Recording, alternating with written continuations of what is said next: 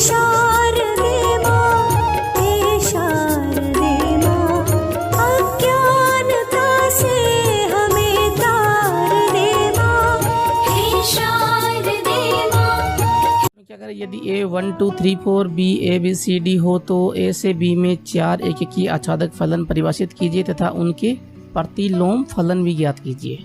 तो एक तो पूछ रहा है कि 4 एककी आच्छादक फलन बताइए और उनके प्रतिलोम फलन, यानी कि 4 ही उनके प्रतिलोम फलन हमें यहाँ पर निकालने हैं। 2 समुच्चय हमें दिए हैं, A दिया है 1 2 3 4, B दिया है ABCD। सबसे पहले थोड़ा सा हम डिस्कस कर लेते हैं कि एककी आच्छादक फलन होता क्या है। तो देखिए, ये मान लीजिए A है समुच्चय और ये मान लीजिए यहाँ पर B समुच्चय। A में अवयव हैं 1 2 3 4, B में अवयव हैं A B C D। तो सबसे पहले एककी की बात करें तो एककी का मतलब ये है, A से B में हम यहाँ पर फलन परिभाषित कर रहे हैं तो B जो है वो प्रतिबिंब होंगे और A जो है वो B के अवयवों के पूर्व प्रतिबिंब होंगे, प्रीइमेज होगी। तो किसी भी B के कोई भी अवयव अगर हमें लेने, जैसे A हम ले रहे हैं तो उसके 2 पूर्व प्रतिबिंब नहीं होने चाहिए, यानी कि A के 2 अवयवों का रिलेशन एक ही अवयव के साथ में नहीं होना चाहिए। अगर ये कंडीशन बनी तो ये एककी नहीं होगा। तो ये सारे के सारे अलग अलग होने चाहिए। तो हम लिखेंगे यहाँ पर कि 2 का जो रिलेशन है वो B C D इनमें से किसी के साथ में हो सकता है, लेकिन अब A के साथ में नहीं हो सकता। तो मान लीजिए 2 का रिलेशन B के साथ में है और 3 का रिलेशन यहाँ पर C के साथ में है, 4 का रिलेशन D के साथ में है। तो सभी A के जितने भी अवयव हैं उन सभी का यहाँ पर एक एक प्रतिबिंब होगा और साथ में B का कोई भी अवयव जो है उसका पूर्व प्रतिबिंब भी एक ही होगा, यानी कि एक का एक के साथ में रिलेशन। और आच्छादक की बात करें, आच्छादक का मतलब ये है कि B में कोई भी अवयव छूटना नहीं चाहिए। अगर वो छूट जाता है तो वो आच्छादक फलन नहीं होगा, वो होगा अंतरक्षेपी फलन। क्लियर है, यानी कि कोई ना कोई प्रतिबिंब होना ही चाहिए। पूर्व प्रतिबिंब B के अवयवों का कोई ना कोई पूर्व प्रतिबिंब A में होना ही चाहिए। क्लियर है, पूर्व प्रतिबिंब खाली नहीं रहना चाहिए। तो ये परिभाषा है एककी आच्छादक फलन की। तो हम यहाँ पर 4 निकालेंगे यहाँ पर एककी आच्छादक फलन। तो नंबर फर्स्ट F1 की बात करें तो हम 1 का रिलेशन A के साथ में दर्शा देते हैं, 2 का B के साथ में, 3 का C के साथ में, 4 का D के साथ में। ना तो कोई रिपीट हुआ ना कोई छोटा। F2 की बात करें तो हम 1 का रिलेशन B के साथ में दर्शा सकते हैं और 2 का रिलेशन A के साथ में। उसके बाद में सेम टू सेम लिख सकते हैं, 3 का रिलेशन C और 4 का रिलेशन D के साथ में। ये दूसरा हो जाएगा। F3 की बात करें तो हम 1 का रिलेशन C के साथ में दर्शा दें और बाकी सारे सेम टू सेम, यानी कि 2 का रिलेशन A के साथ में, लेकिन C यहाँ पर अब नहीं आने वाला 3 के। तो 3 का रिलेशन हम B के साथ में दर्शाएंगे और 4 का रिलेशन D के साथ में। चौथा हम देखेंगे यहाँ पर 4th नंबर F4 की बात करें तो 1 का रिलेशन D के साथ में हम दर्शाएं, 2 का रिलेशन A के साथ में, 3 का रिलेशन B के साथ में सेम टू सेम है। 1 का रिलेशन D के साथ में आ गया तो 4 का रिलेशन हम दर्शाएंगे अब C के साथ में, क्योंकि C बचा हुआ है। तो A B C D ये आ रहे हैं 1 2 3 4, कोई भी रिपीट नहीं हो रहा। तो ये हो गए वो 4 फलन एककी आच्छादक फलन। अब इनके प्रतिलोम की बात करें तो हमें पता है प्रतिलोम में प्रांत जो वो परिसर बन जाता है, वो परिसर जो है वो प्रांत बन जाता है। तो 1 का रिलेशन A के साथ में है तो A का रिलेशन 1 के साथ में होगा F1 यूनिवर्स में, और B का रिलेशन 2 के साथ में होगा, और C का रिलेशन 3 के साथ में होगा, और D का रिलेशन 4 के साथ में होगा। इन सभी का उल्टा करना है, प्रांत को परिसर, परिसर को प्रांत, और कर्मित्युगम में प्रथम अवयव को द्वितीय बनाएंगे, द्वितीय को प्रथम। तो यहाँ पर F2 की बात करें हम तो F2 इनवर्स क्या होगा, इसका प्रतिलोम फलन क्या होगा। तो B का रिलेशन 1 के साथ में, A का 2 के साथ में, C का 3 के साथ में और D का 4 के साथ में। तो बड़ी आसानी से हम यहाँ पर F इनवर्स ज्ञात कर रहे हैं, प्रतिलोम फलन ज्ञात कर रहे हैं। F3 की बात करें तो C का 1 के साथ में और A का 2 के साथ में और B का 3 के साथ में और D का 4 के साथ में। इसी तरह से F4 की बात करें तो F4 क्या हो जाएगा, F4 का प्रतिलोम क्या होगा। F4 हमारे पास में है 1 का D के साथ में तो D का 1 के साथ में, D का रिलेशन 1 के साथ में होगा। उसके बाद में A का रिलेशन 2 के साथ में, B का रिलेशन 3 के साथ में और C का 4 के साथ में। तो इस तरह से हम एक एक की आच्छादक फलन ज्ञात किए हमने और 4 उनके प्रतिलोम फलन ज्ञात किए। क्लियर है। देखिए क्वेश्चन नंबर 2 में क्या कह रहा है, यदि एफ आर से आर फलन है परिभाषित एफ एक्स बराबर एक्स क्यूब माइनस 3 हो तो सिद्ध कीजिए कि एफ इनवर्स विद्यमान होगा। एफ इनवर्स विद्यमान होने का मतलब ये है कि ये फलन एफ जो है वो एक की आच्छादक होना चाहिए, तभी एफ इनवर्स विद्यमान होगा। और एफ इनवर्स का सूत्र भी हमें याद करना है यहाँ पर, और एफ इनवर्स 24 और एफ इनवर्स 5 की वैल्यू भी हमें यहाँ पर फाइंड आउट करनी है। तो देखिए एफ हमें दिया है आर से आर, और एफ एक्स बराबर हमें दिया है यहाँ पर एक्स की पावर 3 माइनस 3। सबसे पहला काम हमें करना है कि एफ जो है वो एक की आच्छादक है, ये हमें सिद्ध करना होगा। तो हम एक के लिए बात करें तो यहाँ पर सबसे पहले तो हमें 2 अवयव लेने होंगे जो आर में यहाँ पर प्रांत से विद्यमान होंगे। प्रांत और यहाँ पर से प्रांत दोनों बराबर हैं, आर से आर में है। तो हम अवयव ले लेते हैं कि x1 और x2 जो है वो बिलोंग करते हैं आर से, प्रांत से। तब हम मानेंगे 11th क्लास में हमने एक की परिभाषा पढ़ी थी, उसमें हम जैसा काम करते थे बिल्कुल वैसा ही हमें यहाँ पर करना है। तो एफ x1 यानी कि सह प्रांत में कोई अवयव है परिसर का, वो अवयव दोनों बराबर हैं x1 और x2 के लिए, यानी कि एफ x1 बराबर है एफ x2। तब हमें सिद्ध करना है कि x1 बराबर x2 है। अगर x1 बराबर x2 हो गया तो हमारा फलन जो है वो एक ही फलन होगा। तो एफ x1 बराबर एफ x2 है, तो यहाँ पर x की जगह पुट कीजिए x1, तो x1 क्यूब माइनस 3 होगा, तो x1 क्यूब माइनस 3 और equals to x2 cube minus 3। Minus 3 से माइनस 3 तो चला जाएगा, ये तो 0 हो जाएगा। बचेगा क्या, x1 cube equals to x2 cube, और क्यूब से क्यूब जाएगा तो हमारे पास में बचेगा x1 बराबर x2।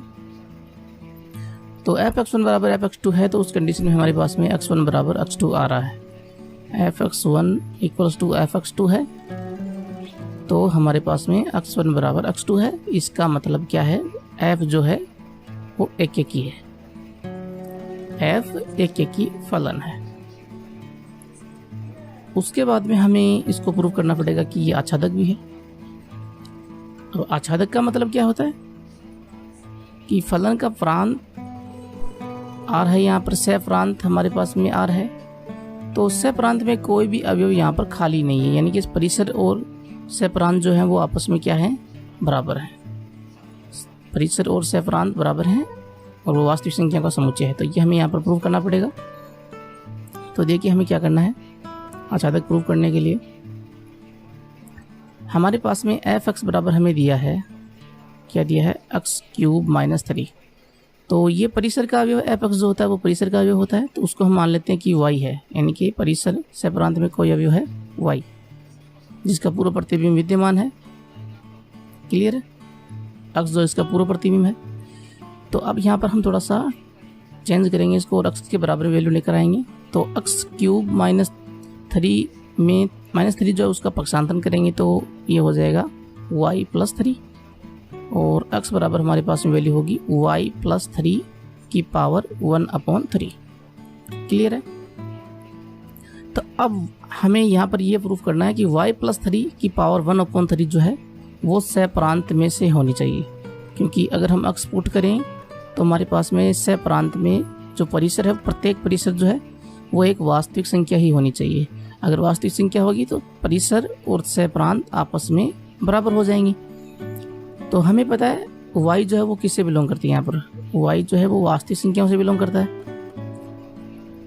सह प्रांत का अवयव है, तो डेफिनेटली ये वास्तविक संख्या ही होगा। तो y प्लस 3 की पावर 1/3 ये क्या होगा, ये भी वास्तविक संख्या ही होगा। अगर 1/2 होता है यहाँ पर तब ये यहाँ पर इमेजिनरी नंबर भी आती है, क्योंकि y जो है वो नेगेटिव भी हो सकता है, पॉजिटिव भी हो सकता है, लेकिन यहाँ पर 1/3 यानी कि क्यूब रूट है, और क्यूब रूट में नेगेटिव बाहर आ जाता है और वैल्यू वास्तविक ही निकल के आती है। तो y प्लस 3 की पावर 1/3 जो है वो वास्तविक संख्या है। इसका मतलब ये है कि वास्तविक संख्या का रिलेशन वास्तविक संख्या के साथ में ही है, अतः फलन जो है हमारा वो आच्छादक है, अतः f आच्छादक फलन है, आच्छादक फलन है। क्लियर है। तो यहाँ पर फलन एक की भी है और आच्छादक भी है, तो हम लिखेंगे एक साथ कि f एक की आच्छादक फलन है, और इसका मतलब ये हुआ f जो है वो प्रतिलोमीय है और प्रतिलोम्य है तो एफ इनवर्स विद्यमान है, एफ इनवर्स विद्यमान है। एफ इनवर्स विद्यमान है तो हम निकाल लेते हैं इसका सूत्र। तो एफ इनवर्स का सूत्र निकालते हैं यहाँ पर। तो देखिए हमारे पास में जो दिया हुआ है पहले हम वही लिखेंगे। एफ एक्स बराबर हमें दिया है एक्स क्यूब माइनस 3, तो इसके बराबर में हम मानेंगे वाई, इसके बराबर में वाई मानेंगे तो हमें बताया कि एफ एक्स बराबर वाई होगा, और एफ एक्स बराबर वाई है, इसका मतलब ये हुआ कि एक्स बराबर क्या होगा, एफ इनवर्स वाई। तो हमें एफ इनवर्स वाई की वैल्यू निकालनी है, इसका मतलब हमें एक्स की वैल्यू निकालनी है। तो एफ इनवर्स वाई निकालना है तो यहाँ से हम एक्स की power 3 minus 3 equals to y, और यहाँ से एक्स की वैल्यू निकालेंगे तो वाई प्लस 3 की पावर 1/3 होगा। तो ये वैल्यू जो है हमें पता है कि एक्स के बराबर एफ इनवर्स वाई है, और यहाँ पर एक्स के बराबर में वाई प्लस 3 की पावर 1/3 है।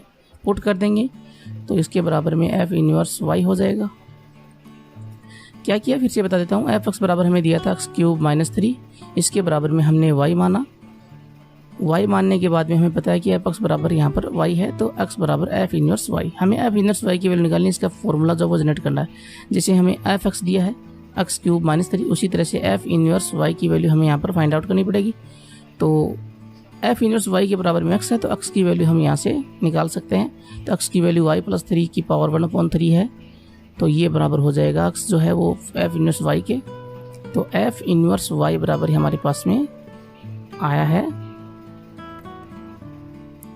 y प्लस 3, इसको कोष्टक में ले लेते हैं, अच्छा रहेगा, y प्लस 3 की पावर 1/3। तो ये हमारे पास में इसका सूत्र आएगा। अब आप इसको रिप्लेस करना चाहें x से तो कर सकते हैं, यानी कि इसको x के रूप में लिखना चाहें तो आप इसको इस तरह से भी लिख सकते हैं कि f inverse x equals to y की जगह हम x पुट कर देंगे, तो दोनों वेरिएबल हैं। तो ये एक फलन बन जाएगा हमारे पास में एफ इनवर्स x बराबर x प्लस 3 की पावर 1/3। तो यहाँ तक हमारा एकदम क्लियर है। आगे आप लिखें चाहे ना लिखें, इससे कोई फर्क नहीं पड़ता, यहाँ तक एकदम राइट है। तो ये हो जाएगा इसका सूत्र। अब हमें वैल्यूज पूछी हैं, उस पर भी थोड़ी सी चर्चा कर लेते हैं। एफ इनवर्स 24, एफ इनवर्स 5, तो ये वैल्यूज भी हम निकाल लेते हैं। तो एफ इनवर्स 24 की वैल्यू निकालेंगे, तो इसमें 5 की जगह हम 24 पुट करेंगे, तो एफ इनवर्स 24 बराबर क्या होगा, 24 प्लस 3 की पावर 1/3। 24 प्लस 3 होगा 27, 27 का क्यूब रूट होता है 3, तो इसकी वैल्यू होगी 3। उसके बाद में वैल्यू हम निकालना चाहें एफ इनवर्स 5 की, तो 5 पुट करेंगे, f inverse 5 equals to 5 plus 3 की पावर 1/3। तो 8 की पावर 1/3 हमें बताया 8 का क्यूब रूट होता है 2, तो ये आंसर हमारे पास में होगा। क्लियर है। देखिए क्वेश्चन नंबर 3 में क्या कह रहा है, यदि एफ आर से आर एक फलन है, परिभाषित है, और नंबर फर्स्ट में कह रहा है कि एफ एक्स बराबर 2x माइनस 3, नंबर सेकंड में एफ एक्स बराबर एक्स क्यूब प्लस 5। तो सिद्ध कीजिए कि दोनों स्थितियों में एफ एक ही आच्छादक है, और एफ इनवर्स भी ज्ञात कीजिए। तो देखिए यहाँ पर हमारे पास में एफ एक ही आच्छादक है, ये हमें सिद्ध करने के लिए हमें पता है 11th क्लास में हमने क्या किया था, तो वही हम यहाँ पर करने वाले हैं। तो एफ हमें दिया यहाँ पर आर से आर में वास्तविक संख्या में परिभाषित फलन है, और नंबर फर्स्ट की बात करें तो नंबर फर्स्ट में हमें एफ एक्स बराबर दिया है 2x माइनस 3। तो सबसे पहले हम इसमें एक की बात करें तो दो अवयव हमें लेने होते हैं, एफ एक्स 1 बराबर एफ एक्स 2 बराबर करने होते हैं। तो यहाँ पर x1 और x2 हम अवयव लेंगे जो f के प्रांत से बिलोंग करेंगे, यानी कि वास्तविक संख्या के समुच्चय R से बिलोंग करेंगे, प्रांत से। तो उस कंडीशन में हमें यहाँ पर मानना होता है कि एफ एक्स 1 बराबर एफ एक्स 2 है, तो हमारे पास में x1 बराबर x2 होना चाहिए। अगर x1 बराबर x2 आ गया इस कंडीशन से, तो फलन जो हो एक ही होगा। क्यों? क्योंकि यहाँ पर देखिए प्रांत R है, सह प्रांत भी हमारे पास में R ही है, तो R से R में फलन परिभाषित है, और x1 x2 जो है वो यहाँ पर प्रांत के अवयव हैं, और एफ x1 एफ x2 जो है वो हमारे पास में सह प्रांत के अवयव हैं। तो x1 का रिलेशन एफ x1 के साथ में है, और x2 का रिलेशन एफ x2 के साथ में है। तो एफ x1 बराबर एफ x2 अगर हमारे पास में होगा तो x1 बराबर x2 हमारे पास में होगा, तब उस कंडीशन में फलन जो होगा वो एक ही होगा। अगर एफ x1 बराबर एफ x2 है और x1 बराबर x2 नहीं है, इसका मतलब ये हुआ ये दोनों तो आपस में बराबर हैं, लेकिन ये दोनों आपस में बराबर नहीं है। तो x1 का रिलेशन f(x1) के साथ में है तो इसका रिलेशन f(x2) के साथ में भी होगा, क्योंकि ये दोनों बराबर हैं। और x2 का रिलेशन f(x1) तो f(x2) के साथ में है तो f(x1) के साथ में भी होगा। तो दो अवयवों का रिलेशन एक ही अवयव के साथ में आ रहा है, तब उस कंडीशन में फलन बहु एक ही फलन हो जाएगा, यानी कि बहु यानी एक से ज़्यादा अवयवों का रिलेशन एक ही अवयव के साथ में होगा तो बहु एक ही फलन होगा, यानी कि x1 बराबर x2 नहीं होंगे तब। तो कंडीशन यही होनी चाहिए कि x1 बराबर x2 भी हो जाए, तभी ये फलन जो है वो एक ही फलन कहलाएगा। तो ये हमें यहाँ पर लेकर आना है। तो x की जगह हम x1 पुट करेंगे और x2 पुट करेंगे। तो f(x) बराबर 2x - 3 है, पुट कर दीजिए 2x1 - 3 होगा ये तो, और x2 पुट करेंगे तो 2x2 - 3 होगा। -3 से -3 तो वैल्यू 0 हो जाएगी इसकी तो, और 2x1 = 2x2 बचेगा, 2 से 2 भी चला जाएगा और x1 = x2 बचेगा। तो दोनों बराबर आ रहे हैं, x1 बराबर x2। तो हम लिखेंगे f(x1) बराबर f(x2) है, तो उस कंडीशन में हमारे पास में x1 बराबर x2 है। इसका मतलब ये है कि f जो है वो एक ही फलन है। f एक ही तो हो गया, अब हमें आच्छादक भी इसको प्रूव करना है। तो आच्छादक की बात करते हैं। आच्छादक का मतलब होता है कि सहप्रांत में कोई भी अवयव खाली नहीं रहना चाहिए, यानी कि परिसर के बराबर में सहप्रांत हो जाना चाहिए। परिसर हमारा यहाँ पर वास्तविक संख्या का समुच्चय r है और f(x) बराबर हमें दिया है 2x - 3। तो इसके बराबर में हम मानेंगे y मानेंगे। तो x की वैल्यू हम यहाँ पर फाइंड आउट करेंगे, जो हम पीछे क्लास 11 में हमने किया था आच्छादक की परिभाषा से। तो x की वैल्यू यहाँ पर क्या होगी, y, और -3 का पक्षांतरण होगा तो ये +3 हो जाएगा और 2 का लग जाएगा भाग। तो ये वैल्यू हमारे पास में आएगी। अब हमें पता है कि y जो है वो वास्तविक संख्याओं के समुच्चय r से बिलोंग करता है, क्योंकि ये f(x) के बराबर में, और f(x) जो है वो सहप्रांत का अवयव है। तो y जो है वो वास्तविक संख्याओं के समुच्चय r से बिलोंग करता है। उस कंडीशन में y + 3/2 ये भी अगर वास्तविक संख्याओं से बिलोंग करेगा तो इसका मतलब ये होगा कि x का जो रिलेशन है वो सहप्रांत के प्रत्येक अवयव के साथ में है। क्लियर है? यानी कि प्रांत जो हमारे पास में r है और सहप्रांत हमारे पास में r है। तो यहाँ पर y + 3/2 जो है वो वास्तविक संख्या का समुच्चय r में से अगर होगा, यानी कि सहप्रांत में से अगर होगा, तो कोई भी अवयव यहाँ पर खाली नहीं रहेगा, यानी कि x की कोई किसी वैल्यू के लिए यहाँ पर सहप्रांत में अवयव मौजूद होगा। तो हमें पता है कि y जो वास्तविक संख्या का समुच्चय r में से है, तो y + 3/2 भी वास्तविक संख्या का समुच्चय r में से ही होगा, यानी कि r से ये बिलोंग करेगा। आप कोई भी वास्तविक संख्या रख के देख लीजिए, उसमें 3 जोड़िए और 2 का दीजिए भाग, वास्तविक संख्या ही यहाँ पर आने वाली है। तो इसका मतलब ये हुआ कि f जो है वो आच्छादक फलन है, यानी कि प्रत्येक अवयव का प्रतिबिंब यहाँ पर मौजूद होगा और प्रत्येक पूर्व सहप्रांत के प्रत्येक अवयव का पूर्व प्रतिबिंब भी मौजूद होगा। इसका मतलब यही होता है। तो f यहाँ पर आच्छादक है। तो f एक ही आच्छादक दोनों है, तो f एक ही आच्छादक फलन यहाँ पर होगा। तो एक ही आच्छादक है तो f इनवर्स भी विद्यमान होगा, और हमें पूछा क्या है इसमें, f इनवर्स भी ज्ञात कीजिए। तो हमें यहाँ पर f इनवर्स भी ज्ञात करना पड़ेगा। तो f इनवर्स देखिए क्या हो जाएगा। यहाँ पर हमें पता है कि f(x) बराबर हमारे पास में है 2x - 3, इसके बराबर में हम मानेंगे y। तो यहाँ पर f(x) बराबर हमारे पास में आ रहा है y, क्योंकि तीनों बराबर हैं तो f(x) बराबर y होगा। तो x बराबर यहाँ पर क्या हो जाएगा, x बराबर f इनवर्स y, ये हो जाएगा। तो हमें f इनवर्स ही ज्ञात करना है, तो f इनवर्स y की वैल्यू हमें चाहिए। f इनवर्स y जो है वो x के बराबर में है, तो डेफिनेटली हमें x की वैल्यू ही चाहिए। तो यहाँ पर 2x - 3 बराबर y है, तो यहाँ पर x की वैल्यू हम निकालेंगे, वो पुट कर देंगे। तो x की वैल्यू यहाँ पर क्या आएगी, y + 3/2, और x बराबर है f इनवर्स y के। तो इसके बराबर में हम लिखेंगे कि f इनवर्स y बराबर y + 3/2। तो ये हमारे पास में f इनवर्स आ चुका है। f इनवर्स की वैल्यू क्या हो जाएगी यहाँ पर, y के लिए y + 3/2 और x के लिए हो जाएगी x + 3/2। अगर हम इसको y को x से रिप्लेस करेंगे तो x के लिए क्या हो जाएगी, x + 3/2। ये हमारे पास में आंसर होगा। क्लियर है? अब बात करते हैं सेकेंड नंबर की। सेकेंड नंबर में दिया है f(x) बराबर x³ + 3, x³ + 5। तो सेकेंड नंबर का सॉल्यूशन देख लेते हैं। f(x) बराबर यहाँ पर दिया है x³ + 5। सबसे पहले एक की बात करते हैं। तो एक हमें सिद्ध करना है, तो हमें दो अवयव लेने होंगे x1 और x2, जो f के प्रांत से बिलोंग करेंगे। तो प्रांत यहाँ पर है r, और अब हम मानेंगे कि एफ एक्स वन बराबर एफ एक्स टू है, तो उस कंडीशन में एक्स वन बराबर एक्स टू होना चाहिए। एफ एक्स वन की वैल्यू क्या होगी, एक्स वन का क्यूब प्लस का 5, एक्स की जगह एक्स वन पुट करेंगे। और एफ एक्स टू की वैल्यू क्या होगी, एक्स टू क्यूब प्लस 5 से प्लस 5 तो कट के वैल्यू 0 हो जाएगी। और हमारे पास में यहाँ पर बचेगा क्या, x one cube equals to x two cube हटाएंगे तो एक्स वन बराबर एक्स टू आएगा। तो एक्स वन बराबर एक्स टू आ रहा है।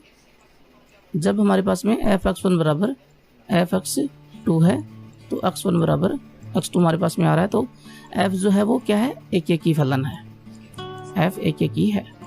अब हमें आच्छादक इसको प्रूव करना है।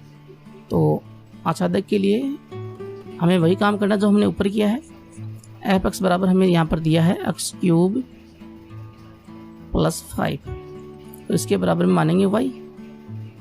तो एक्स की वैल्यू निकालेंगे यहाँ पर, तो एक्स बराबर हमारे पास में होगा y माइनस 5 का पक्षांतरण करेंगे, माइनस का हो जाएगा। और यहाँ पर करेंगे क्यूब रूट, क्योंकि यहाँ पर x का क्यूब है तो हम दोनों तरफ क्यूब रूट करेंगे, तो इधर तो हो जाएगा x और यहाँ पर हो जाएगा y माइनस 5 की पावर 1/3। तो ये वैल्यू जो है हमें पता है y जो है वो वास्तविक संख्या के समुच्चय r से बिलोंग करता है, क्योंकि ये सहप्रांत का अवयव है। तो y बिलोंग्स टू r है, तो उस कंडीशन में अगर हमारे पास में y माइनस 5 की पावर 1/3 जो है ये भी अगर वास्तविक संख्याओं के समुच्चय से होगा तो इसका मतलब ये हो जाएगा सहप्रांत जो है वो परिसर के बराबर है। तो y माइनस 5 की पावर 1/3 जो है वो वास्तविक संख्या के समुच्चय r से ही बिलोंग करेगा, क्योंकि यहाँ पर 1/2 नहीं है, यहाँ पर रूट नहीं है, स्क्वायर रूट नहीं है, क्यूब रूट है। और क्यूब रूट में माइनस जो होता है वो बाहर आ जाता है अगर y हमारे पास में नेगेटिव होगा। उस कंडीशन में y नेगेटिव हुआ तो नेगेटिव जो है चिन्ह वो क्यूब रूट में बाहर आ जाएगा और वास्तविक संख्या ही बनेगी। क्यूब रूट में ये वास्तविक संख्या होगी, स्क्वायर रूट में यहाँ पर काल्पनिक संख्या भी हो सकती है। तो स्क्वायर रूट तो यहाँ पर बिलोंग नहीं करेगा, लेकिन क्यूब रूट बिलोंग करेगा। इसका मतलब ये है कि प्रत्येक जो सहप्रांत का अवयव है उसका पूर्व प्रतिबिंब मौजूद होगा, यानी कि हमारे पास में y माइनस 5 की पावर 1/3 जो वास्तविक संख्या के समुच्चय r में से है और ये सहप्रांत का अवयव होगा। तो इसके लिए हमारे पास में x जो है वो पहले से वास्तविक संख्या के समुच्चय r से बिलोंग करता है, तो उसके लिए पूर्व प्रतिबिंब हमारे पास में होगा। क्लियर है? तो हम लिखेंगे कि f जो है वो आच्छादक फलन है, आच्छादक फलन है। तो f एक एक ही है, आच्छादक है, तो f एक एक ही आच्छादक फलन है, आच्छादक फलन है। आप लोगों को इसके बारे में आच्छादक फलन के बारे में डिटेल से पढ़ना है तो आप 11th क्लास के जो वीडियोस हैं चैप्टर 2 के वो आप देखें, आपको अच्छी तरह से समझ में आ जाएगा कि आच्छादक की परिभाषा एक्चुअली में है क्या। हमें यहाँ पर बस इतना ही ध्यान में रखना है कि y बिलोंग्स टू यहाँ पर r है, तो हमें x की वैल्यू लेकर आनी है और x की जो वैल्यू आएगी वो भी r से ही बिलोंग करनी चाहिए, तभी ये आच्छादक होगा। तो f एक की आच्छादक फलन हमारे पास में हो चुका है। अब हमें निकालना है क्या, f इनवर्स। तो यहाँ पर f इनवर्स की बात करें तो एफ एक्स बराबर हमें दिया है एक्स क्यूब प्लस 5, इसके बराबर में हम y मान लेते हैं, तब हमारे पास में एफ एक्स बराबर y होगा। और एफ एक्स बराबर y है तो x बराबर हमारे पास में होगा f इनवर्स y। तो f इनवर्स y की हमें वैल्यू चाहिए, क्योंकि f इनवर्स हमें चाहिए, तो इसके बराबर में x है, x की वैल्यू हम निकाल लेते हैं यहाँ से, x cube plus 5 equals to y हमें दिया है। तो x बराबर क्या हो जाएगा, y माइनस 5 का क्यूब रूट, और x बराबर हमारे पास में f इनवर्स y है, तो f इनवर्स y बराबर हो जाएगा y माइनस 5 की पावर 1/3, क्योंकि x के बराबर में ये वैल्यू है और x के बराबर में ये वैल्यू है, तो इसके बराबर में y माइनस 5 की पावर 1/3 हो जाएगी। और ये हमारे पास में f इनवर्स आ चुका है। अब इसको रिप्लेस करना चाहिए y को x से, तो वो आप कर सकते हो। y के लिए ये वैल्यू होगी, x के लिए यहाँ पर x की जगह y की जगह x हो जाएगा। तो ये हमारे पास